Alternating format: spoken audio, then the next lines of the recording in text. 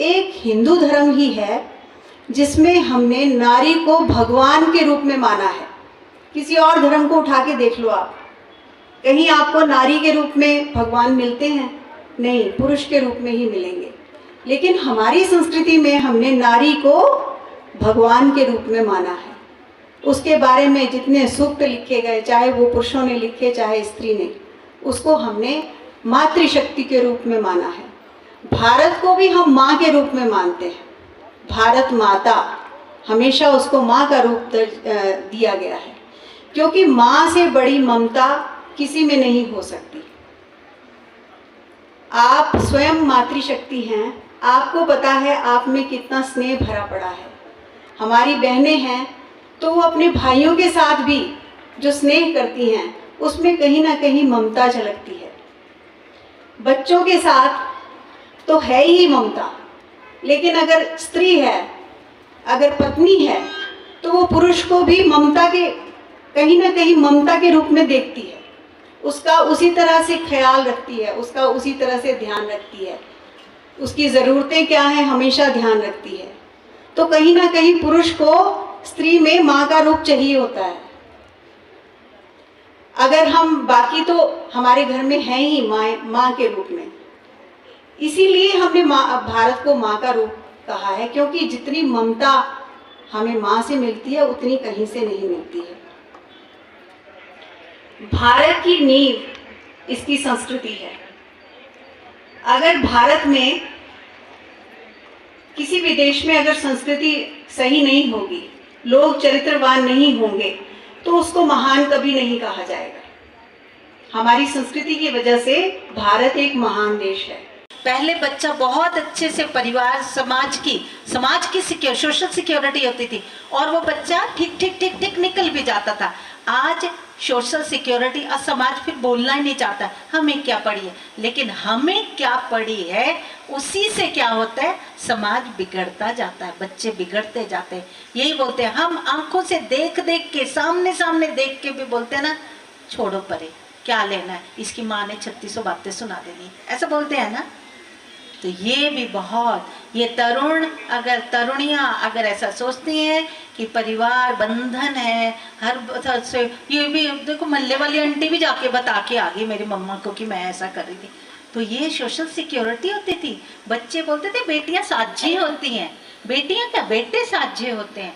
तो ये हमें ये जिम्मेवारी अभी भी समझनी है। अगर कोई बोलता है तो उनको बाद में अक्ल आएगी कि वो ठीक ही बोल रही थी। इसलिए हम सभी को अपनी सामाजिक जो बच्चों के प्रति दायित्व रहता है उसको भी अपना निभाना है। हमने समाज को बिगड़ता देख के उसको उस हाल पे छोड़ना नहीं है। हमारा दायित्व बनता है कि हम परिवार को इतना आकर्षणमय बना दें कि बच्चे का मन घर आने के लिए ही करे, उसको बाहर निकलने के लिए मन ना करे। तो शायद हमारा बच्चा बाहर जाने से बच सकता है या बाहर के इस तरह के दूषित वातावरण से, नशे से बच सकता है। सोशल मीडिया का भी नशा है। हम किस तरह का वहाँ पर किस तरह की सामग्री देख रहे हैं, बहुत जरूरी है। छोटे छोटे बच्चे जो हैं वही, यदि हमारे घर में बैठे ही बिगड़ गए, हम बाहर जाने से तो बचा लिया, लेकिन घर में ही क्या देख रहे हैं, वो किस तरह की गलत आदतों में पड़ गए हैं, तो इसके लिए भी एक मातृशक्ति बहुत बड़ा रोल निभा सकती है। ऐसा भी नहीं है कि सब कुछ खराब ही चल रहा है। हम बच्चों में आजकल बहुत सारे बच्चों में अपनी, जैसे शिमला का वो बच्चा है जो केबीसी में आया था, उसको देख के बड़ा प्राउड फील होता है। अरुणोदय जी, तो कितने क्या संस्कार है उस बच्चे के। तो कहीं ना कहीं अभी मैंने एक और बच्चे का पांगी का कोई बच्चा था, उसका छोटा सा प्राइमरी का बच्चा था, उसका भाषण भी सुना, कितनी सुंदर भाषा का उसने प्रयोग किया। तो कहीं ना कहीं चीज़ें संतोषजनक भी हैं। तो बस यही है कि हम महिलाओं पर इस चीज़ का बेड़ा है कि हमें, अगर हमने खुद को बचा लिया, हमने अपनी संस्कृति को सहेज लिया, क्योंकि एक महिला अगर इस दिशा की तरफ अग्रसर होगी तो एक परिवार को वो कहीं ना कहीं नैतिक मूल्यों की तरफ लेकर के जाएगी। तो हमारा ज़्यादा कर्तव्य है हम लोग पहले इन सांस्कृतिक मूल्यों को आत्मसात कर लें, इन्हें सीख लें, इन्हें इनकी इम्पोर्टेंस को समझें, उसके बाद हमारा परिवार और उसके बाद पूरा समाज भी सभ्य सुंदर बनेगा ही बनेगा। और एक बार पुनः भरमौरी संस्कृति को फिर से एक बार तालियां, और हमारी चंबा की संस्कृति को भी, क्योंकि मैं देखती हूँ कि मेरे घर पर जो जन्मदिन होते हैं तो केक तो कटे ना कटे, पर मम्मी वो जो क्या करते हैं उसको जामनी बनाते हैं, वो धागा सा वो डोरी को गांठ मानते हैं, वो ज़रूर मम्मी करते हैं। तो मुझे उतना पता नहीं है, यहाँ पे देखती हूँ वो, तो वो बड़ा सुंदर लगता है मुझे। सुबह ही मम्मी नहा धो करके सबसे पहले जब भी जन्मदिन होता है तो वो डोरी को गांठ बांध देंगे, पूजा करेंगे अच्छे से, लेकिन जन्मदिन नहीं, जब वो जामनी मनाते हैं। तो आप सभी भी ज़रूर अपने अपने बच्चों की जामनी ज़रूर मनाएं, जिससे बच्चे भी सीखेंगे कि जन्मदिन नहीं, जामनी, हमारे यहाँ पे जामनी का कल्चर है। तो इतना ही कहना था मैम, धन्यवाद आपका। हमने अपने पीछे वालों की सोच को पीछे छोड़ दिया, आगे वालों की सोच को अपना लिया। नहीं, पीछे वाले की सोच को भी साथ में लेके चलो और आगे वाली सोच को भी इकट्ठा मैनेज करके, वही मॉडर्नाइजेशन है। क्योंकि हम अपने बच्चों को भी साथ में लेके चले और अपने बुजुर्गों को भी साथ में लेके चले, वही बहुत परिवार हमारे लिए एक सबसे बड़ी एक माँ की जरूरत पूरी कर सकता है। जैसे कि हमारा मायके में परिवार है, वैसे हमारा ससुराल में परिवार है। जैसे कि हम अपनी माँ को माँ मानते हैं, वैसे ही सास भी हमारे लिए वो माँ है। जैसे कि हम ननद मान के चलते हैं, वैसे ही वो हम उसको अपनी बहन समझ के मान चले तो वो भी हमारी ननद है। जैसे कि हम अपने माँ बाप की सेवा करें, वैसे ही कि हम अपने सास ससुर की सेवा भी कर सकते हैं।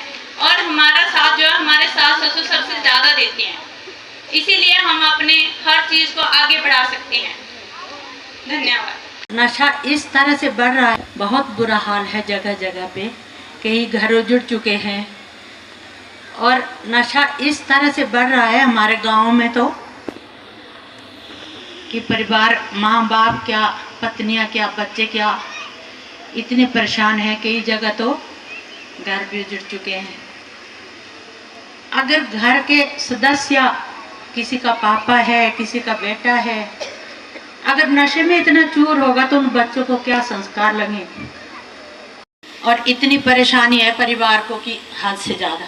तो बड़ी कोशिश कर रहे हैं, नारे लगाने से कुछ नहीं होता मैम, कुछ नहीं। और कोई भी कंट्रोल जहाँ नहीं होना था नहीं होता, चाहे कुछ भी कर ले कोई। ज़्यादा पैसा कमाना चाह रहे हैं विदाउट मेहनत करे हुए।